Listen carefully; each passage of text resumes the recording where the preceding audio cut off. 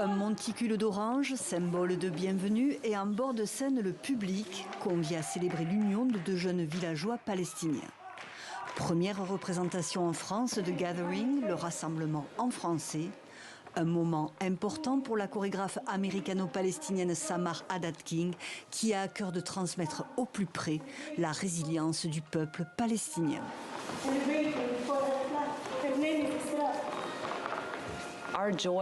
Notre joie et notre résilience ne sont pas mises en avant dans le monde, vous savez. Juste la tristesse, la victimisation et le fait que nous soyons pauvres.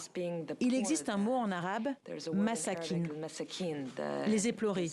Cette tristesse, nous ne la ressentons pas.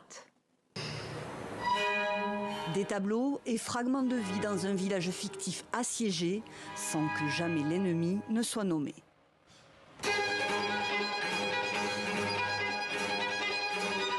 Une ode à l'espoir et un tourbillon de joie, porté par une dizaine de danseurs de tous horizons. Nous, les Palestiniens, nous vivons un véritable film d'horreur. Mais ce qui nous permet de rester sains d'esprit et de ne pas perdre la tête, c'est d'être ensemble. Et c'est ce que je ressens dans cette œuvre. Nous trouvons les beaux moments, les belles relations entre les gens qui nous permettent de continuer à croire que la vie vaut la peine d'être vécue.